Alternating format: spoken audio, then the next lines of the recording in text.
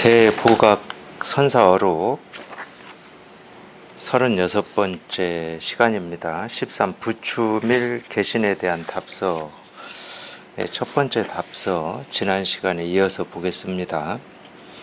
석가 세종께서는 말씀하셨습니다. 모든 업이 마음으로부터 생겨나는 까닭에 마음은 환상과 같다고 말한다. 만약 이러한 분별을 여일 수 있다면 육도윤회는 사라지리라. 어떤 스님이 대주에게 물었습니다. 어떤 것이 대열반입니까? 대주 스님이 말했습니다. 생사의 업을 짓지 않는 것이 대열반이다. 그 스님이 물었습니다. 무엇이 생사의 업입니까? 대주 스님이 말했습니다. 대열반을 구하는 것이 바로 생사의 업이다. 또 예스님이 말했습니다. 도를 배우는 사람이 한순간이라도 생사를 헤아리면 곧 마도에 떨어지고 한순간이라도 여러 견해를 일으키면 곧 외도에 떨어진다. 또 유마거사가 말했습니다. 여러 마구니는 생사를 좋아하지만 보살은 생사를 버리지 않으며 외도는 여러 견해를 좋아하지만 보살은 어떤 견해에도 흔들리지 않는다.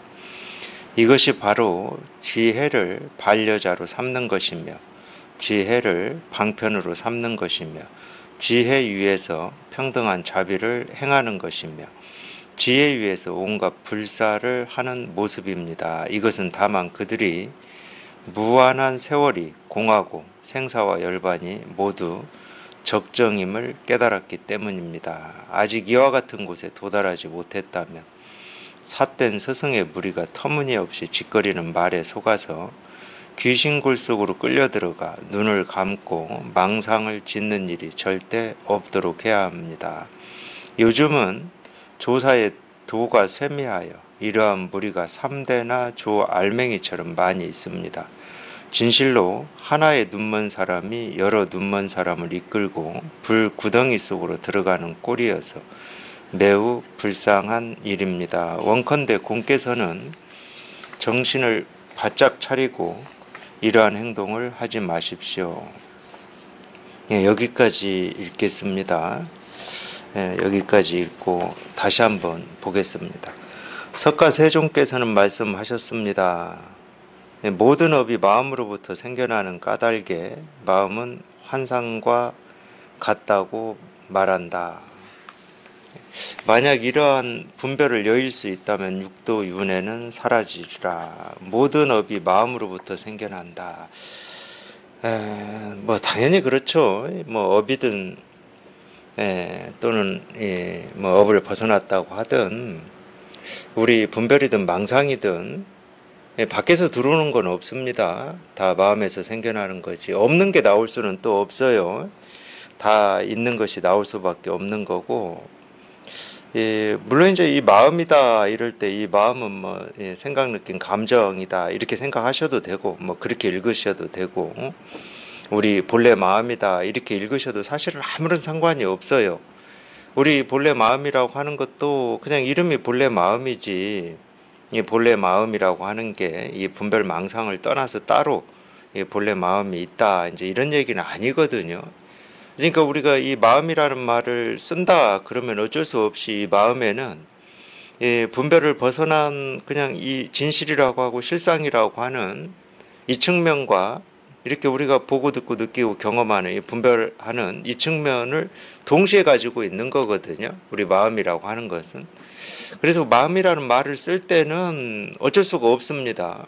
물론 꼭 이런 말을 써야 되는 건 아니에요. 그냥 마음이라고 하는 건 이름이지 이 마음에 해당하는 어떤 게 있지는 않아요. 자기가 그냥 우리가 이 마음이라고 하는 이 이름으로 가리키는 여기에 이렇게 한번 통해 보면 여기에 통해서 지금까지는 당연히 자기가 생각하고 뭔가를 느끼고 분별하는 이쪽만 알고 산 거잖아요. 근데 우리가 이제 통한다 그럴 때는 희한하게도 이 분별이 아닌 이 생각, 느낌, 감정이라고 하는 걸 어떤 이 벗어난 이 뭐라고 할 수 없는 이제 그거를 직접 자기가 이제 경험하고 실감한단 말이에요.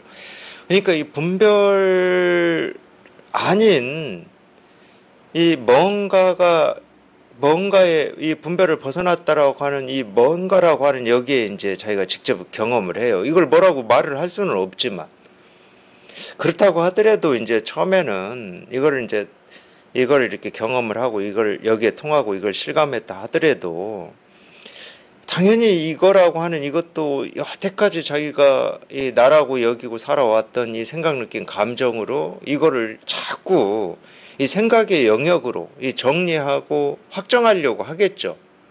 깨달음은 뭐다, 도는 뭐다, 이 깨달음을 가리키는 뭐 예를 들어 색즉 시공이다, 또는 뭐 진여 자성이다, 뭐 일체 유심조다 이런 말들이 자기가 경험한 이거를 가리키고 있구나 뭐 이런 감도 있긴 있어. 근데 어쨌든 자기가 경험한 이거를 그런 말 속에라도 이렇게 가두려고 해요. 자기가 그런 의도와 뜻이 있는 게 아닙니다. 당연히 그렇게 됩니다. 왜냐하면은 여태까지는 내가 어떤 거를 보거나 듣거나 경험하거나 생각했다 그러면 이게 이거구나 저거구나 안다 모른다 이렇게 살아왔기 때문에 자기가 경험한 이것도 자꾸 자기도 모르게 자기 생각으로 어떤 이렇게 정리를 하려고 하는 그 습성이 강하거든요. 이게 꽤 오래 갑니다. 뭐 1, 2년 가는 게 아니에요. 체험하고도. 그러니까 처음에는 이 마음이라고 하는 이게 이 분별과 분별을 벗어난 이 두 측면을 동시에 이렇게 다 가지고 있구나. 이거를 알아차리기가 쉽지가 않아요. 그래서 이제 한쪽으로 이렇게 자꾸 이렇게 치우쳐요. 그러니까 이거는 이 말을 벗어난 이 생각을 벗어난 뭐라고 할 게 아무것도 없는 텅 비고 깨끗한 이 법 깨달음이다 이런 식으로 치우치기가 쉬워요. 그러다가 이제 이쪽에 치우쳤다라고 하는 게 어느 순간 이렇게 또 느껴지면은 그냥 보이고 들리고 경험되는 그대로가 그냥 다 법 아닌 게 없는 또 이쪽으로 치우치기가 쉬워요. 우리 생각이라고 하는 건 그럽니다. 그러니까 이거를 여기에 이렇게 통하고 나서도 참 이 불이중도라고 하는 이 양변에서 완전히 벗어나는 데는 좀 시간이 걸려요. 공부를 이렇게 꾸준히 하면서 이렇게 왔다 갔다 하는 시간들이 있어요. 왔다 갔다. 자기도 모르게 왔다 갔다 해요. 그래서 제가 그 얘기를 하는 거거든요. 그냥 이겁니다라고 가르치는 거는 그냥 이 손가락 하나 들어서 그냥 이겁니다라고 이렇게 가르치는데 여기에 통하기 전에는 당연히 이게 뭔지를 모르니까 이게 다가오질 않으니까 좀 이 답답함이나 이 깜깜함 속에서 그냥 여기에 통하고자 하는 그 뜻, 그 마음밖에 없죠. 그러다가 어느 순간에 자기도 모르게 딱 이 실상에 통하는 경험이 있으면 이겁니다. 그냥 이거야, 그냥 이거. 그러니까 이제 처음에는 이게 통하고 나면 이게 이제 알아들어지니까 그냥 이겁니다. 그냥 이거야. 그러니까 이게 좀 자기 스스로한테는 이전에 몰라서 답답하고 깜깜했다가 이제 통하고 이게 이제 좀 분명해진다고 해야 되나요? 그냥 이거 이미 전혀 의심이 안 되니까 이겁니다 하는 이겁니다 하는 이게 이 자기 나름으로는 다른 것보다는 좀 더 강렬한 느낌이거나 뭔가 통하는 느낌이거나 의미가 좀 달라요. 자기 스스로한테는. 그냥 자기가 밥 먹으려고 이 숟가락 젓가락 드는 그런 행위보다 그냥 이게 조금 더 자기한테는 뭔가 이 공부인 것 같고 뭔가 이 법을 드러내는 것 같고 이제 의미가 다르다고 자기 스스로한테. 그런 게 좀 있습니다. 그런 걸 우리가 뭐라고 그러냐. 여기에 머문다고 그래요. 머문다고. 근데 이겁니다 하는 여기 이렇게 통해서 그냥 꾸준히 비록 자기도 모르게 머물지만 뭐 머문다는 생각을 하고 머무는 분은 없어요. 자기도 모르게 머물지만 꾸준히 하다 보면 어느 순간에 또 이겁니다 하는 게 자기한테 또 다르게 다가오거든. 똑같이 그냥 이건데. 그러니까 처음에서 이겁니다 하는 게 똑같이 이거다. 그럴 수는 없어요. 그럴 수는 없습니다. 당연히 그냥 이겁니다 하는 게 자기 스스로는 뭐 넓어진 느낌도 있을 거고 깊어진 느낌도 있을 거고 그냥 이겁니다 하는데 이전에는 내가 이겁니다 할 때 거기에 내 생각이나 느낌이나 감정이나 의미나 뜻이 좀 많이 붙어 있었구나. 이런 거를 경험을 하게 되거든. 그래서 우리 불법에서 얘기하는 만법평등 얘기하잖아요. 만법평등. 그래서 이겁니다 하는 거나 그냥 이겁니다 하는 거나 그냥 일상에서 자기가 밥 먹으려고 숟가락 젓가락 드는 거나 그냥 다 어떤 의미도 없어. 어떤 것도. 우리가 보고 듣고 느끼고 경험하는 그 어떤 것도 어떤 의미도 없어요. 의미가 있다 그러면 자기가 붙인 겁니다. 당연히 분별이죠. 삶에도 마찬가지예요. 우리가 삶이다라고 하는 건 뭔가를 보고 듣고 느끼고 경험한다는 얘기인데 보고 듣고 느끼고 경험하는 게 그냥 우리가 평등하다, 무상정등각이다 할 때 이 평등하다라고 하는 것은 자기 마음에서 이거는 더 좋고 좀 싫고 나쁘고 의미가 있고 뜻이 있고 없고 옳고 그르고라고 하는 이 자기 마음에서 그런 생각, 그런 분별이 나오질 않는다는 거예요. 근데 예를 들어서 색즉시공이다 그러면은 그거는 뭔가 뭐 공부하시는 분들이나 특히 이제 체험하신 분들은 그게 뭔가 이 법을 가리키는 말인 것 같고 그냥 일상에서 그냥 보고 듣고 느끼고 경험하는 거는 그냥 일상이고 그건 만법 평등이 아직 아니거든. 이 법을 가리키는 그런 말에 조금이라도 자기가 어떤 의미나 뜻을 자기 스스로 가지고 있다는 말이거든. 그건 자기 마음에서 일어난 생각이거나 느낌이거나 감정인 거예요. 그래서 체험하고 이 만법이 평등해지기까지 그렇게 만만치 않다고 그러는 겁니다. 한 해 두 해로 될 수가 없는 문제예요, 이게. 특히 이제 체험하고 공부하시는 분들은 법을 가리키는 말에 많이 어떤 의미와 뜻을 두시죠. 그럴 수밖에 없어요. 우리 분별하면서 산 이 일상의 생활은 벌써 수십 년 평생을 해오면서 이미 거기에는 다 익숙해져 있기 때문에 물론 이제 일상에서 자기가 보고 듣고 느끼고 경험하는 일에도 옳고 그름이라든지 어떤 의미나 뜻을 자기도 모르게 갖다 붙이는 경우가 많죠. 평생 해왔던 버릇이니까. 근데 이 마음 공부 또는 이 불법을 공부해서 어떤 이 깨달음이라고 하는 이거를 이 불성을 체험하신 분들은 당연히 가르침의 의미와 뜻을 갖다 붙이기가 너무 쉬운 거죠. 자기도 모르게 갖다 붙여버립니다. 법을 가리키는 말이다 뭐 이런 식으로 이거는 법을 드러내는 거다 뭐 이런 식으로 갖다 붙여버려요.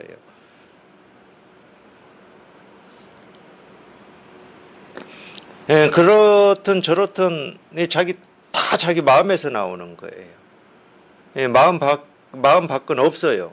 이 마음이라고 하는 것은 우리가 분별할 때는 이 안과 밖을 이 분별을 해서 아니다 바뀌다 그러지만 이 마음이라고 하는 것 우리 분별도 마찬가지입니다. 우리가 아니라고 약속하고 바뀌라고 약속하는 거지 우리가 아니라고 하는 게 뭐 아니거나 바뀌라고 하는 게 바뀌냐 그렇지는 않아요. 우리 스스로가 그냥 안팎이라고 그냥 편의상 나눠서 부르고 있는 거지 이름을. 그게 진짜 아니고 진짜 밖은 아니에요. 근데 어쨌든 분별이든 망상이든 뭐 진여 자성이든 불성이든 마음밖에 다른 건 없어요. 마음 바깥이 없으니까. 마음이라고 하는 건 밖이 없어. 그렇기 때문에 아니라고는 이름도 붙일 수가 없거든. 그러니까 안팎이 없는 겁니다, 실은. 가끔 물어요. 도반들께서 묻는데 이런 어떤 이 생각이나 이런 느낌은 왜 나오는 겁니까? 이렇게 묻는데 특히 이제 어떤 신기한 어떤 느낌이나 경험들이 있잖아요. 우리가 이성적으로 과학적으로 설명이 안 되는 이런 것은 왜 나옵니까? 뭐가 보인다거나 이런 건 왜 그럽니까? 이렇게 묻는데 그거 물을 거 없어요, 실은. 다 자기 마음에서 나오는 거지 아무리 신기해도 자기 마음에서 나오는 겁니다. 그럴 수밖에 없잖아. 그게 뭐 어디서 나오겠습니까? 뭐 다른 사람이 와서 뭐 우리 뇌에 칩을 꼽는다고 하듯이 뭐 칩을 꽂아가지고 뭐 거기서 나오겠습니까? 뭐 전생이 보인다. 그게 어디서 나오겠냐고.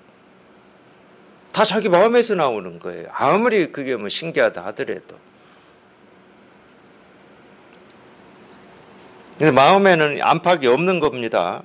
안팎이 있을 수가 없어요. 그러니까 우리 깨달음이라고 하는 것도 똑같아.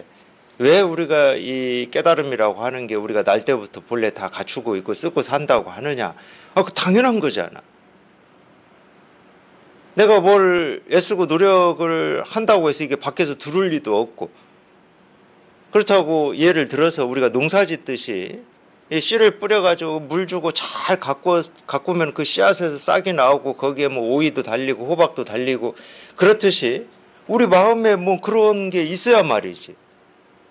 그런 게 없어요. 그러니까 본래 갖추고 있다고 그러는 거야. 나올 곳이 없잖아, 나올 곳이.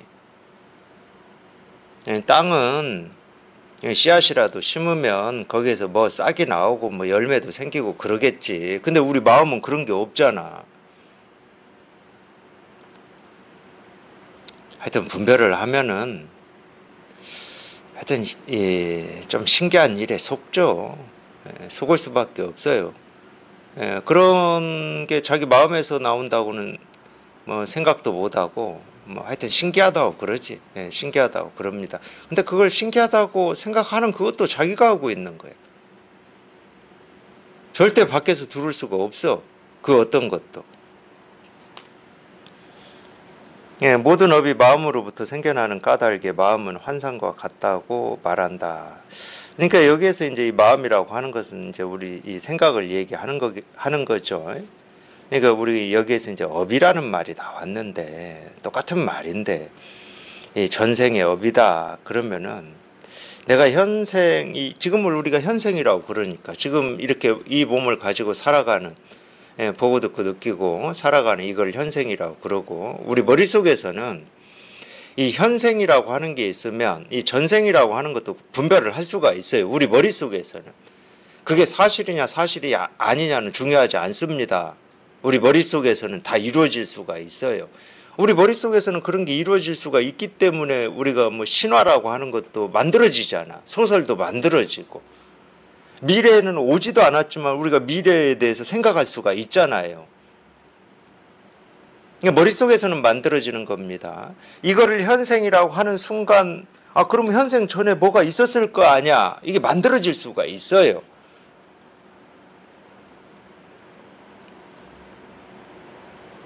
제가 왜 이런 얘기를 이렇게 하냐.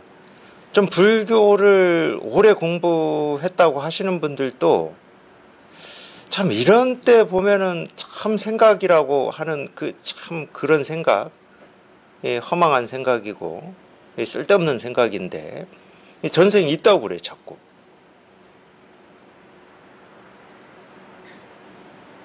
물론 있다고 해도 증명할 길은 없어요. 없다고 해도 증명할 길이 없고. 그러니까 뭐 있다고 한다고 해서 당신 틀렸어 하고 그게 안 되니까 그렇게 막 있다고 주장하는 건지 어떤 때는 그런 의심이 들 때도 있어. 아니 누구도 증명할 수가 없으니까 자기가 있다고 주장하면 누구도 증명할 길이 없어.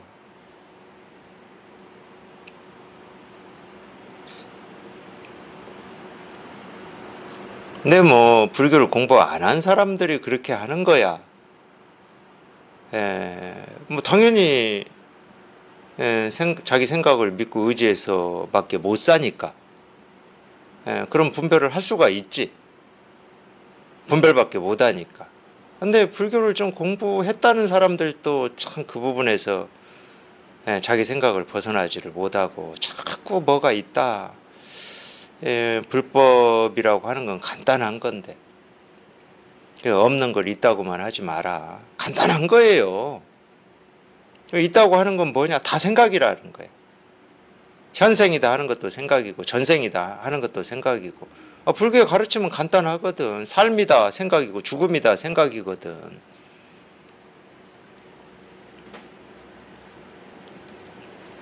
그러니까 이 업이라고 하는 거를 하여튼 뭐 업이라고 하는 말은 불교에서 쓰고 있죠. 불교에서 쓰고 있기 때문에 불교를 공부하시는 분들이 업이라는 말을 잘못 쓰는 겁니다. 전생의 업이다. 그래서 나는 알 수는 없지만 전생에 이미 업을 지었기 때문에 전생에 지은 업을 이 생에 소멸해야 된다. 뭐 이런 식으로 잘못 쓰고 있는 거예요. 이 진짜인 것처럼 사실인 것처럼. 근데 여기에서도 딱 나오잖아요. 이 모든 업은 뭐 신구이 삼업이라고 하든 전생의 업이든 아직 오지도 않는 이 미래에 지을 업이라고 하든 이 모든 업은 마음에서 생겨난다. 이 마음에서 생겨난다는 말은 다른 말이 아니에요. 그냥 분별하고 망상하면은 그걸 업이라고 그러는 거야. 그래서 분별 망상에서 벗어나면 그냥 업장이 소멸이 되는 거예요. 업이 소멸이 되는 거예요. 그러니까 업이라고 하는 게 따로 있질 않아. 나도 모르게 내가 지은 업이 따로 있질 않아. 나 지금 분별하면 그냥 그걸 업이라고 그러는 거고. 그냥 온갖 것을 보고 듣고 느끼고 경험하는데 이 분별에서 벗어나 있으면 그냥 업이 소멸됐다고 그러는 거고.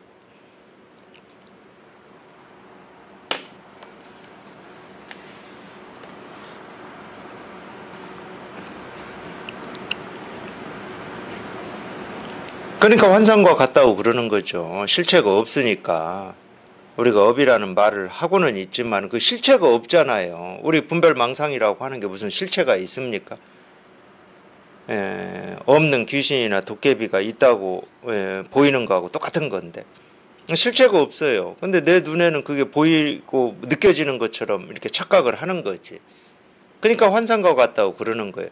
그러기 때문에 우리 이 분별, 이 망상, 이거를 환상과 같다고 다 뭐 물거품 같고 환상 같고 그림자 같고 꿈과 같다 이렇게 표현을 금강경에서도 하는 건데 금강경 아마 마지막 장에 이런 표현이 나올 거예요. 다 꿈 같고 뭐 물거품 같다 이런 표현이 나올 건데 이런 말을 또 잘못 알아들어가지고 우리가 이 물질이라고 하는 이런 거 있잖아요. 물질이라고 하는 이런 거 또는 내가 삶에서 보고 듣고 느끼고 경험하는 뭐 저 하늘이라고 하는 거, 땅이라고 하는 거, 이 책상이라고 하는 거, 내 뭐 친구, 뭐 가족 이런 걸 꿈 같고 환상 같다 뭐 이렇게 또 착각하시는 경우가 있어요. 이게 왜 이게 지금 이게 꿈 같고 환상 같습니까?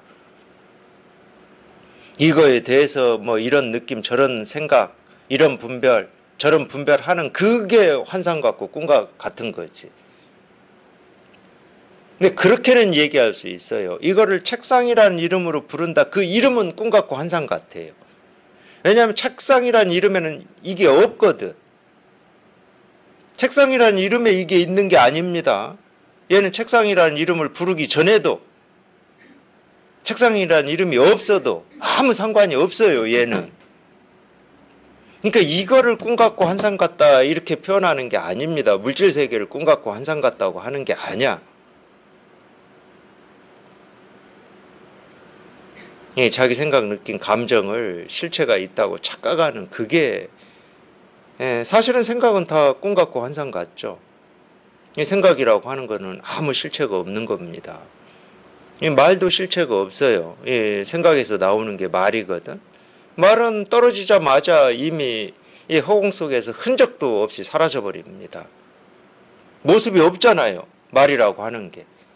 그 말을 듣고 그 말이 가리키는 뜻을 내가 마음에 딱 담아버리면 이 말은 흩어지질 않죠. 흔적과 같이 흩어지지 않습니다. 남아요. 그걸 우리가 흔적이라고 하고 자취라고 하는데 물론 공부에서는 그걸 오염이라고 그럽니다. 근데 말은 입에서 나오는 순간 허공에 다 흩어져 가지고 흔적조차 없어요. 그러니까 아무 실체가 없지.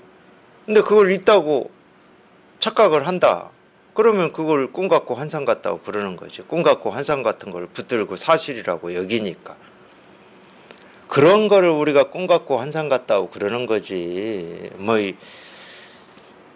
흔히 얘기해서 객관적으로 존재하는 걸 우리가 꿈 같고 환상 같다 이런 얘기 하는 게 아니거든. 그러니까 이 불교를 이렇게 잘못 알아듣고 불교는 굉장히 삶의 어떤 회의론을 가르치는 종교다 이렇게 얘기하시는 분들이 있어요. 그건 자기가 잘못 알아들은 겁니다. 물론 그런 오해 참 그러니까 그것도 불교를 공부한 사람들 입에서 그런 오해를 이렇게 불러일으킬 뭐 그런 것도 좀 있었을 겁니다. 이 불교를 제대로 공부를 못했기 때문에 그런 부분을 제대로 이렇게 딱 못 해주는 거예요.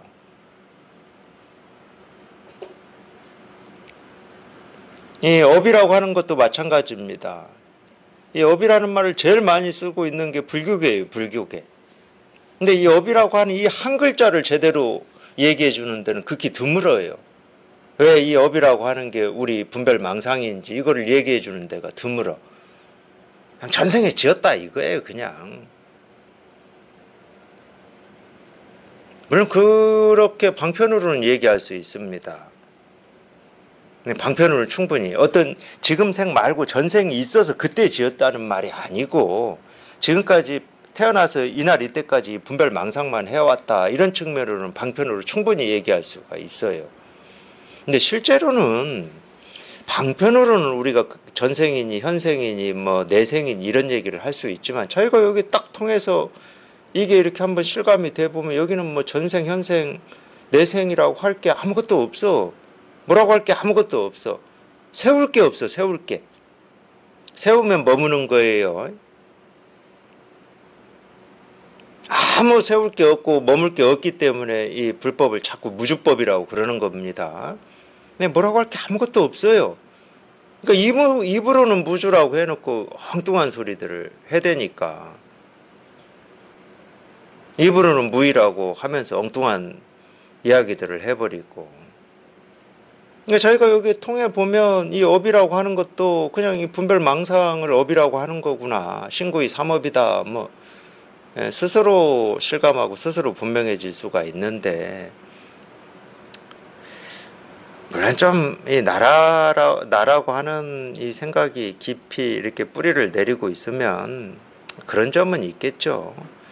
그냥 이 몸뚱아리의 삶, 이게 태어나서 늙고 병들고 죽고, 이게 난데, 이 나라고 하는 게 겨우 뭐 몇십 년 살다가 사라지는 거에 대한 어떤 미련, 아쉬움, 이런 게 있으니까 뭐 전생을 얘기하고 다음 생을 얘기하는 면은 있겠죠. 미련입니다. 그 미련은 다 분별이고 망상이죠. 저희가 여기 딱 통해 보면은 여기는 뭐라고 할 게 없어요. 뭐 전생이니 현생이니 미래생이니 할 게 아무것도 없어. 이게 진실이거든. 이게 진실이거든. 이게 이렇게 분명해지면 이제 우리 어떤 생각 느낀 감정이라고 하는 게 얼마나 환상 같고 꿈 같은지 보일 겁니다. 물론 이 모든 생각이 뭐 꿈 같고 환상 같고 뭐 그림자 같다 한다고 해서 생각을 하지 말라는 얘기가 아니에요. 생각 느낀 감정이라고 하는 것은 인연 따라 저절로 생기고 사라지는 거기 때문에 그 생각에 끌려가지 않는 걸 얘기를 하는 겁니다. 그 자기 생각이 사실이다, 진실이다, 있는 것이다 이렇게 여기고 거기에 끌려가면 정말로 꿈 같은 생각에 속아서 자기가 헤매는 거고 그냥 우리 이 생각 느낀 감정을 필요할 때 쓰면서 살잖아요. 그럴 때는 꿈 같고 환상 같다 이런 얘기 안 합니다. 그럴 때는. 거기에 끌려가질 않으니까. 모든 업이 마음으로부터 생겨나는 까닭의 마음은 환상과 같다고 말한다. 만약 이러한 분별을 여일 수 있다면 육도 윤회는 사라지리라. 이 업이라는 말하고 또 붙어서 윤회 이것도 마찬가지죠. 윤회라는 말도 뭐 불교에서 쓰고 있는 말이니까 이 윤회라는 말도 또 똑같이 써요. 업을 잘못 알면 당연히 윤회도 잘못 아는 거지. 그러니까 윤회가 있는 거냐 없는 거냐. 당연히 있다고 믿는 사람도 있고 뭐 없다고 믿는 사람도 있을 건데 다 자기 꿈에 속아서 있다 없다 그러는 겁니다. 실제로는 윤회가 있는지 없는지 모르잖아요. 실제로는. 근데 자기가 있다고 믿는 거고 없다고 믿는 거고 그럴 뿐이야. 그러니까 자기 생각을 믿는 거지 윤회를 믿는 게 아니야. 근데 윤회가 있는지 없는지 몰라, 실제로는. 죽어서 죽어서 뭐 태어나 봤어야 우리가 윤회가 있는지 없는지를 알지. 그래서 제가 아까 그런 얘기를 한 거예요. 증명할 수 없는 말이라고 그냥 막 하는 건가, 이런 생각이 들 때도 있다고. 그냥 누구도 증명을 못 하니까 그냥 책임 안 져도 돼. 그러니까 뭐 윤회도 있다고 하고 뭐 업도 있다고 하고. 방편으로 우리가 업윤회라는 말을 쓰죠. 근데 지금 이 생에서 이렇게 공부 안 하고 자기 욕심만, 자기 이익만 위해서 살면은 다음 생에는 평생 그냥 일만 하다가 뼈 빠지게 일만 하다가 죽는 소로 태어나. 이런 방편을 쓰죠. 지금 세상에서는 소로 태어난다는 말이 그렇게 무섭지가 않을 거예요. 근데 저같이 농촌에서 산 사람들은 소로 태어난다는 말에 이 느낌이 있어요. 그걸 직접 보면서 자랐거든.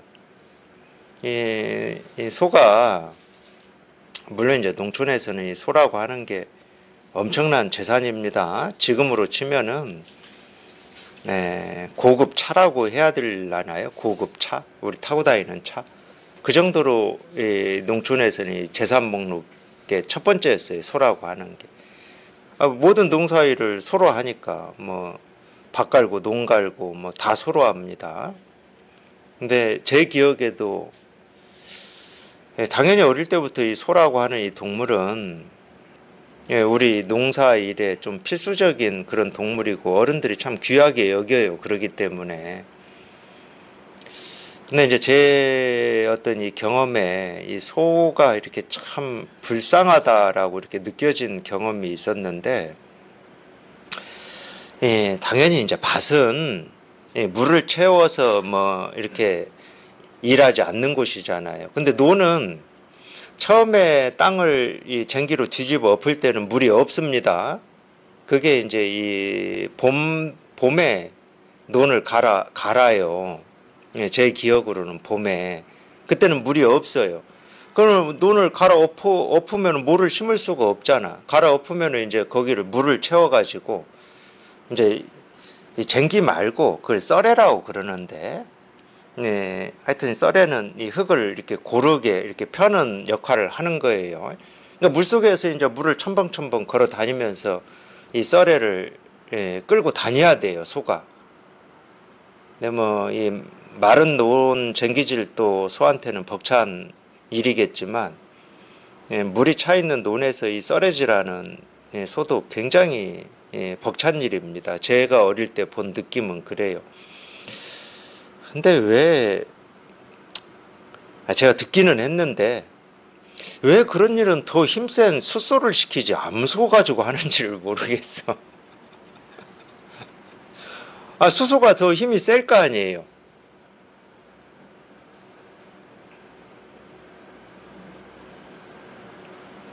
근데 어쨌든 암소로 해요. 다 그런지는 제가 모르겠지만. 제 기억에 그게 있기 때문에 제가 말씀드리는 거예요. 얘가 새끼를 낳았어요. 그 암소가. 새끼 나면은 대접을 엄청 받습니다. 재산이 불어났기 때문에. 새끼를, 이제 저희 집 소였어요. 새끼를 낳았는데, 새끼 나서 뭐 송아지 젖 먹이고 이렇게 뭐 그런 시기였어요. 그렇다고 뭐 썰애질이나 쟁기질에서 제외될 수는 없잖아. 그러면 이제 그 암소를 끌고 논에 가서 썰애질을 할 때 이 송아지가 자기 엄마니까 논까지 쫓아옵니다. 쫓아와서 이제 엄마 일하는 이 주변을 어슬렁거리고 막 이러는데, 그날은 참 그런 말을 할 수가 있을 것 같아요. 우리가 무릎이 꺾인다고 그러잖아요. 너무 이렇게 힘을 많이 쓰고 지치면은 정말 그 암소가 썰애질을 하면서 정말 그런 상황인 것 같더라고요. 그런 상황인데 네, 그럴 때는 이제 이 쟁기질이나 썰해질 하는 이 농부도 잠시 쉬거든, 잠시. 소가 힘이 없는데 어떻게 소가.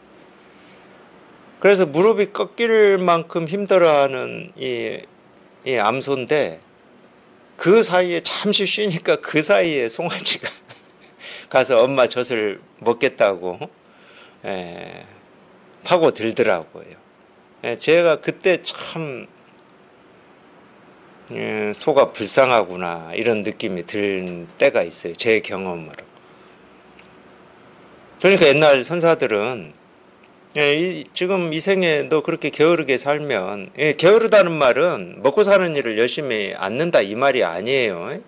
세간에서는 그렇게 썼겠죠. 먹고 사는 일을 열심히 안 하고 그러면 너 다음 생에 소로 태어나 이랬겠죠. 근데 스님들은 그게 아니었어요. 스님들은 먹고 사는 일을 안 하는데 말 그대로 출가라고 하는 건 공부만 하라는 거잖아요. 경제활동을 하지 말고. 그 특권을 준 겁니다. 쉽게 말하면. 그러니까 탁발 나가도 먹을 걸 주는 거지. 그 특권을 준 거예요.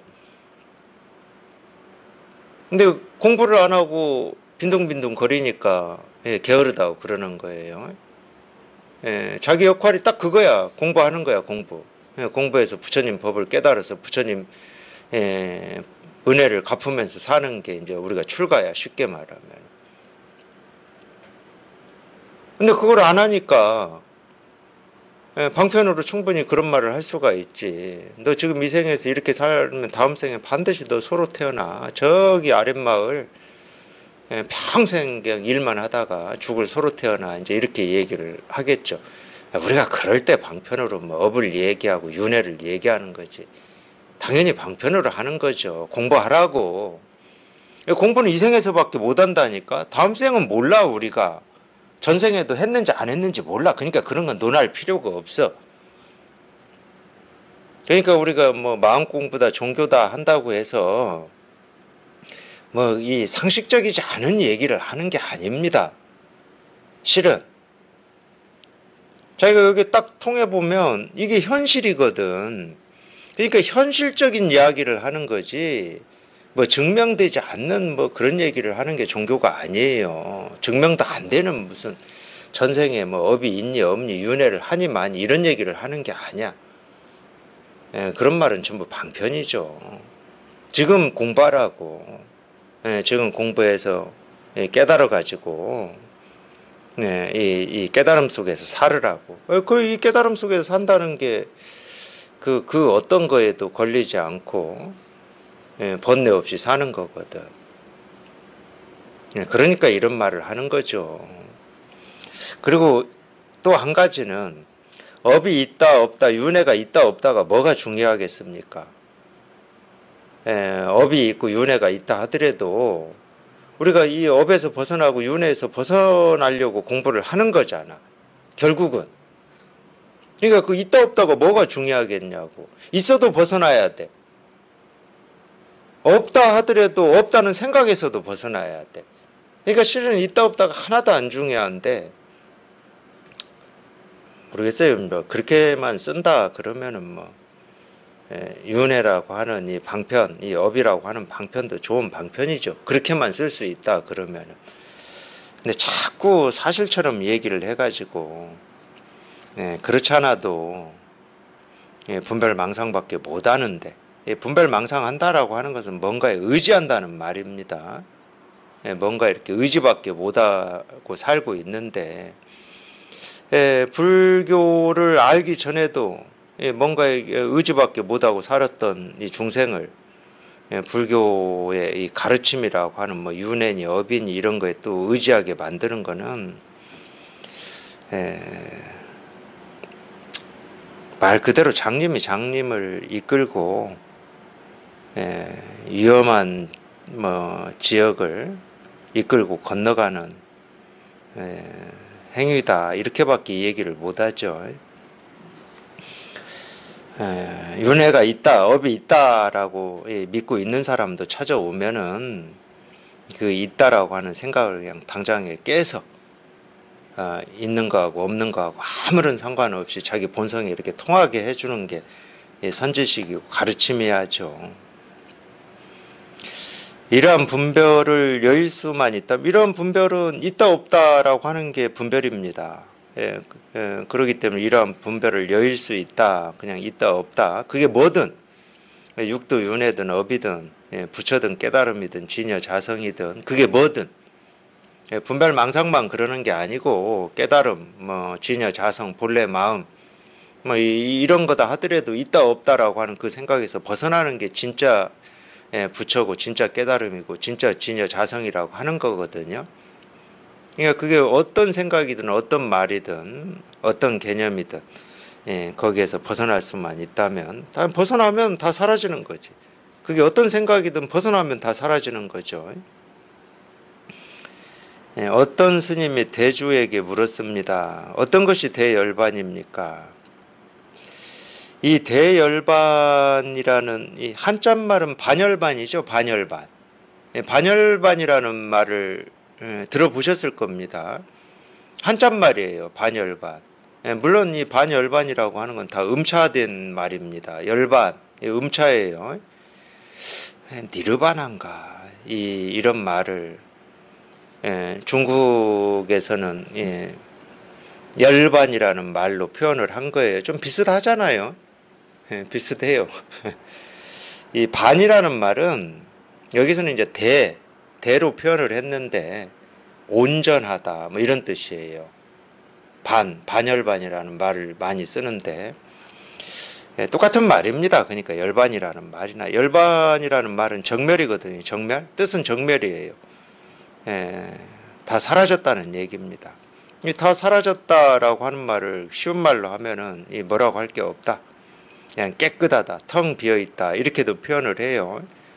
물론 깨끗하다, 텅 비어있다는 이런 말을 듣고 어떤 깨끗한 상태, 텅 비어있는 상태를 또 그리면 모습 없는 이 무를 그리시면 그거는 분별이고 망상입니다. 어쩔 수 없이 깨끗하다고 하고 텅 비었다고 하는 거지. 자기가 직접 경험을 해보면 깨끗하다라고 하는 말로 표현할 수도 있겠구나. 근데 깨끗하긴 깨끗한데 어떤 깨끗함이냐? 다 있는데 깨끗해. 또는 텅 비어 있다라고 하는 말은 무슨 말이냐? 다 있는데 텅 비어 있어. 그러니까 텅 비어 있는 어떤 상태가 아니에요. 뭐가 더러운 것이 깨끗이 오염된 게 지워져서 깨끗한 이런 게 아니야. 그냥 다 있는데 그대로인데 그냥 깨끗해. 뭐 씻을 것도 없고 빨래할 것도 없고 뭐 닦아낼 것도 없고 뭐라고 할 게 아무것도 없어. 근데 그냥 깨끗해 그냥. 그러니까 이렇게 가득한데 우리가 눈을 뭐 들어서 보든 똑바로 보든 밑을 내려서 보든 그냥 가득하잖아요. 이 모습으로 가득하잖아. 이렇게 가득한데 텅 비어 있어요. 그걸 정멸이라고 그러는 겁니다. 그러니까 내가 마음에 들지 않는 어떤 생각이나 느낌을 가라앉히고 없애서 깨끗하고 텅 비고 적정이 되는 게 아니고, 그거를 이제 수행하시는 분들은 선정이라고 그래요. 그렇게 해서 이 정이 되는 게 아니고 그냥 이대로 그냥 고요해. 그러니까 이걸 체험하신 도반들 중에 가끔 그런 표현을 하시는 분들이 있어요. 체험을 처음에 했을 때 그 며칠 사이에, 그것도 며칠 사이에 그런 느낌, 그런 경험이 한번 올 겁니다. 그 뒤에도 오나는 잘 모르겠어요. 시끄러운 곳에 있었는데 그냥 고요한 뭐 이런 느낌이었다, 이렇게 표현하시는 분들이 있어요. 당연히 그럴 수 있습니다. 뭐 시끄러운 게 없어서 고요한 게 아니거든. 모습이 없어서 깨끗하고 텅 비어있는 게 아니거든. 반대로 이런 어떤 모습에 예민한 분들은 그렇게 표현을 하겠지. 다 있는데 그냥 텅 비어있고 아무것도 없었다, 이렇게 표현하실 수도 있겠지. 이걸 체험하신 분들 중에 뭐 소리로 다가오시는 분들도 있을 거고, 모습으로 다가오는 분들도 있을 거고, 자기 생각, 느낀 감정으로 다가오는 분들도 있을 거예요. 분명히 이전하고 똑같이 이런 저런 생각, 느낀 감정이 있는데 희한하게도 미움도 없고 원망도 없고 그냥 이렇게 고요했다, 이렇게 표현하시는 분들도 있을 겁니다. 그런 깨끗함이고 그런 텅 빔을 얘기를 하는 거예요. 뭐가 아무것도 없어서 생각, 느낌, 감정이 없어서 모습, 소리, 색깔이 없어서 텅 비고 깨끗하다는 게 아니에요. 그걸 열반이라고 하는 게 아닙니다. 물론 이제 이 절에서는 이 열반이라고 하는 이 말을 물론 이제 그렇게도 쓰죠. 제가 말한 이쪽으로도 쓰지만은 우리가 이제 이 출가한 스님이 돌아가셨을 때 그걸 열반이라는 말로도 씁니다. 돌아가셨을 때 쓰는 말이 꽤 있어요. 뭐 어느 종교에서는 뭐 소천이라는 말도 쓰는 것 같고 제가 볼 때 열반이라는 말로도 쓰는 것 같고 그러는 것 같더라고요. 뭐 몇 개 있어요. 지금은 제가 기억이 안 나지만 그것도 열반이라고 할 수 있지. 근데 이제 이 돌아가신 걸 열반이라고 그러면은 자꾸 자기가 분별밖에 지금까지 못하고 살았기 때문에 이 몸이라고 하는 이 모습을 가지고 기준을 세워버립니다. 이 모습이 있다가 이제 모습이 사라진 이걸 열반이다. 이런 식으로. 그리고 이제 그런 입장에서는 당연히 내가 불편하게 여기는 생각, 느낌, 감정, 뭐 번뇌, 뭐 고 이런 게 있었는데 이제 그게 없어졌어. 이제 이쪽으로 갈 수밖에 없죠.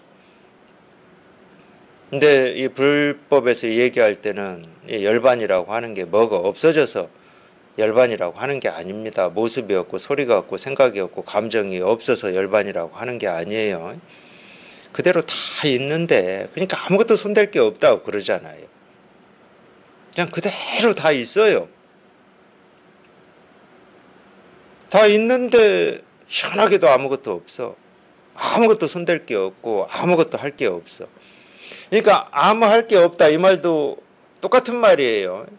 이 몸을 가지고 뭐 밥 먹고 잠자고 사람 만나고 뭐 직장 출퇴근하고 이런 걸 않는다는 게 아니야. 희한하게 다 하는데 아무 일이 없어. 그래서 우리가 이럴 때 마음의 일이라고 그러는 거예요. 이 몸의 일이 아니다. 이럴 때. 몸으로는 여전히 다 하죠. 이것저것 다 합니다. 물론 이제 자기가 이제 이거를 깨달아서 여기에 이렇게 통해서 여기에 이렇게 익숙해지면 해질수록 우리가 이 분별하면서 살 때는 마음이 헐떡여가지고 자기 스스로 자기가 막 일을 만들어서 여기저기 막 쫓아다니는 이런 면이 있거든. 이 사람 관계도 그렇고. 근데 여기에 통해서 이제 여기에 조금 익숙해지면 저절로 마음이 안정이 되니까 이 마음의 헐떡임 때문에 몸을 가지고 여기저기 쫓아다니고 뭐 어쩌고 저쩌고 했던 이거는 저절로 쉬워져. 뭐 밥 먹고 잠자고 사람 만나서 얘기하고 이런 것까지 안 한다는 말은 아니고 이 헐떡임 때문에 했던 그런 것들은 저절로 쉬워져요. 그러니까 아무래도 이제 분별하면서 살 때보다도 이 삶이 좀 단순해지고 복잡하지는 않죠. 그러니까 여기 이렇게 안정이 되면은 어떤 표현이 적당할지는 모르지만 어떤 이 쓸데없는 관계라든지 쓸데없는 일 이런 건 안 합니다. 안 하게 돼 있어 점점. 거기에 관심이 안 가는데. 그러니까 이전의 삶하고 달라지는 면도 있어요. 근데 예를 들어서 우리가 먹고 자고 뭐 직장 있는 분들이 출퇴근하고 이런 거는 전혀 달라지지 않지. 똑같이 하죠.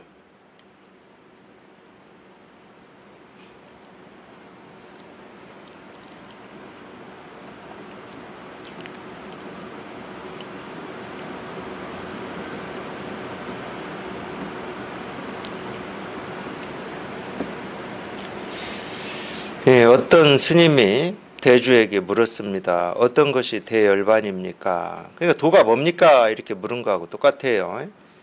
열반이라고 하는 게 전혀 따로 있지 않은데 어떤 것이 대열반입니까? 그러니까 열반이라고 하는 것은 예를 들어서 어떤 것이 대열반입니까? 이렇게 물었는데 열반이라고 하는 것은 열반하는 이걸 말이라고 해도 좋고 뭐 소리라고 해도 좋고 어떤 이 모습이라고 해도 좋은데 열반하는 거기에 있는 거지. 열반이라고 하는 건 따로 있을 수가 없지.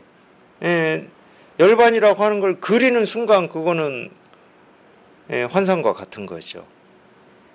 열반은 이런 거다라고 그리는 순간, 열반은 뭐지 하는 순간 그 열반은 이미 환상과 같이 돼버린 겁니다. 그냥 열반하는 그 말에 열반이라고 하는 게 조금도 부족함 없이 다 드러나 있는 거죠. 그러니까 자기가 어떤 것이 대열반입니까? 이렇게 자기 스스로는 열반이라고 하는 그게 어떤 거지 하고 궁금해서 묻는 거지만은 어떤 것이 대열반입니까? 하는 그 질문에 그 자기의 그 말에 열반이라고 하는 게 조금도 부족함 없이 다 드러나 있는데 자기가 쓰고 있는데 자기는 그렇게 묻고 있는 거예요. 도가 뭡니까? 하고 묻는 것도 똑같아. 마음이 뭡니까? 마음이 뭡니까? 이렇게 말하는데 마음을 어떻게 안 쓸 수가 있겠습니까? 마음을 쓰니까 마음이 뭡니까? 이런 말이 나오고 이런 생각이 나올 수가 있는 거지.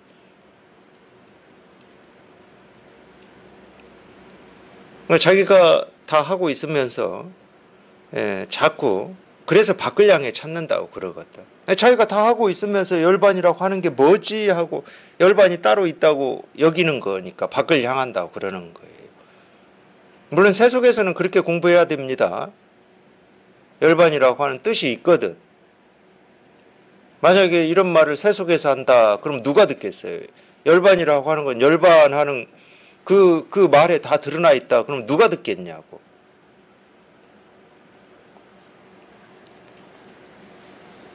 어떤 것이 대열반입니까? 대주 스님이 말했습니다. 생사의 업을 짓지 않는 것이 대열반이다.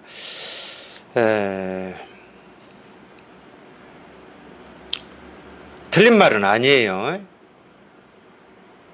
당연히 업을 짓지 않는 거, 업을 짓지 않는다는 것은 분별망상에서 벗어났다는 얘기거든. 분별이 없고 망상이 없는 게 열반이다 이렇게 충분히 할 수 있거든요. 근데 제가 금방 얘기했잖아요.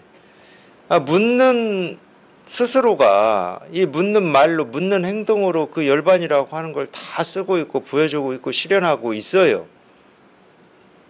그러니까 이거를 다 보면서도 지가 다 하고 있으면서 열반이 뭡니까 하고 묻는 거거든 실은. 이 가르칠 정도의 이 안목이 있다 그러면 그게 안 보이겠습니까? 도가 뭡니까 이럴 때 지가 도를 다 쓰고 있으면서 왜 나한테 물어? 이게 안 보이겠냐고.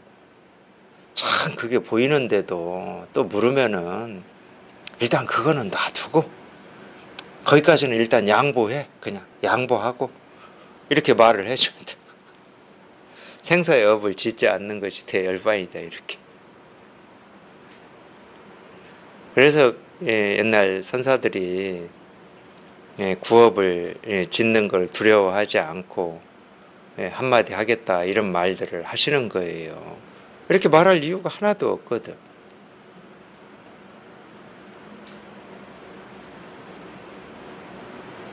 말을 한다 그러면은 어떤 것이 도입니까? 도가 무엇입니까? 이렇게 물으면 똑같이 도가 무엇입니까? 이렇게 답을 해줘도 되거든.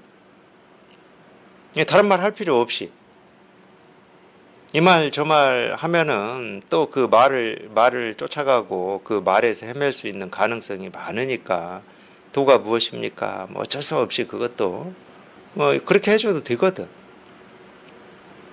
근데 이 가르치는 선지식의 이런 가르침을 보면은 그런 뭐 예를 들어서 중생에 대한 어떤 그런 자비심이 뭐 엄청 많아서 그런 뜻은 아니에요. 그런 뜻은 아닌데 뭐 특별히 못 깨달은 사람에 비해서 뭐 자비심이 더 많고 뭐 인격이 훌륭하고 그런 뜻은 아니에요. 그런 뜻은 아닌데 우리가 분석을 해보면 그래. 분석을 해보면 참 천번 만번 양보를 해. 일단 천번 만번 양보를 해가지고 그래도 또 혹시 이런 말을 듣고 스스로 또 깨달을 가능성이 있지 않을까 뭐 해서 또 이렇게 하는 것 같아요. 사실은 뭐 생각이 없기는 없어요. 그런 생각이 없어. 근데 그 측면으로만 보면 어떤 것이 대열반입니까? 뭐 아무 할 말이 없어. 자기 스스로가 뭐 다 열반이라고 하는 걸 다 드러내고 있고 실현하고 있기 때문에 아무 할 말이 없어요. 그럼에도 불구하고 거기서 아무 말도 안 하고 뭐 네가 다 하고 있잖아 이렇게만은 또 할 수는 없거든. 정말로 어떤 이 중생의 병을 치료해야 된다 그러면은 뭐 그렇잖아요. 우리 세상에서도 우리 몸에 뭐 수술한다고 칼을 대고 뭐 바늘로 꼬매고 하는 게 뭐 몸의 입장에서 봤을 때 그게 무슨 좋은 일입니까? 그럼에도 불구하고 그렇게라도 해서 수술을 해야 건강해질 수 있기 때문에 어쩔 수 없이 손에 피를 묻히는 거잖아요. 그러니까 이런 가르친 말들은 다 자기 손에 피를 묻히는 겁니다. 가르치는 사람은. 생사의 업을 짓지 않는 것이 대열반이다. 손에 피를 묻히더라도 병을 치료하는 쪽으로 치료를 해야 됩니다. 그냥 피만 묻히면 안 돼요. 그러니까 생사의 업을 짓지 않는 것이 대열반이다. 이런 식으로 이 분별을 끊어주고 분별되지 않게 분별을 못하게 가르쳐야 돼요. 아무 말이나 하는 게 아니고 생사의 업을 짓지 않는다. 이 생사의 업이라고 하는 것은 당연히 뭐 분별입니다. 분별. 이 분별을 벗어나는 게 대열반이다. 그 스님이 물었습니다. 무엇이 생사의 업입니까? 그러니까 이 묻는 이 스님은 이 열반이 참 궁금하고 우리가 좋게 얘기를 하면은 이 열반이라고 하는 이거를 자기가 직접 한번 통해보고 싶고 열반이라고 하는 걸 경험해보고 싶은 어떤 심정이시겠죠. 그러니까 이렇게 물을 수가 있는 거잖아요. 열반이 뭐냐고 처음에 물었더니 생사의 업을 짓지 않는 거래. 그러면은 생사의 업을 짓지 않는 것이 무엇입니까 하고 또 물어야지. 자기가 정말로 이 열반에 통하고 싶다 그러면은. 물론 생사의 업을 짓지 않는 것이 대열반이다 이 말 듣고 그냥 문득 분별이 끊어져서 그냥 이게 통해버렸으면 그만이지만 그러지 않으면 물어야죠. 나는 열반에 직접 경험하고 싶어. 근데 생사의 업을 짓지 않는 게 열반이래. 그러면 생사의 업을 짓지 않는 게 무엇입니까 하고 물어야지. 그랬더니 대주 스님이 말했습니다. 대열반을 구하는 것이 바로 생사의 업이다. 이런 가르침이 그래도 좋은 가르침이에요. 이거 무엇이 생사의 업입니까? 이렇게 물었다니까. 이거 네가 열반을 구하는 게 생사의 업이야.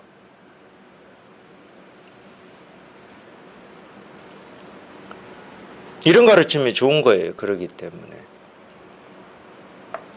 어찌 보면은 스스로한테 돌려준다고 해야 됩니까? 스스로한테. 자기 스스로는 깨달음을 구하고 여기 이렇게 통하고자 하는 마음이 있고 그게 업이라고 또는 그게 자기가 여기에 통하지 못하는 유일한 장애물이라고 하는 거를 뭐 상상도 못할 거예요. 자기 스스로는. 근데 우리가 이 마음 공부를 한다 그러면은 이 진실에 이렇게 통하고자 하는 그게 이 여기에 통하지 못하는 유일한 장애물이에요. 물론 뭐 우리 일상생활 하면서도 뭐 이런저런 분별망상하고 삽니다. 장애물들이 뭐 곳곳에 있어요. 근데 여기에 통하고자 할 때는 당연히 통하고자 하는 그 생각이 여기에 통하는 걸 가로막고 있는 겁니다. 그러니까 그 장애물을 제거해 주는 거예요. 그냥 이거지 여기에는 어떤 생각도 필요하지 않다. 통하고자 하는 생각도 필요가 없어요. 왜? 그냥 이거기 때문에. 그러니까 다른 말들, 다른 생각은 끼어들 수가 없습니다. 여기에 진심으로 통하고자 하는 그 생각도 장애물이라고 하는데 그거 말고 다른 생각이라든지 뭐 다른 감정, 뭐 옳고 그름, 좋고 싫음이라고 하는 그런 생각들이 끼어들 수가 있겠습니까? 내 진심도 오히려 장애물인데.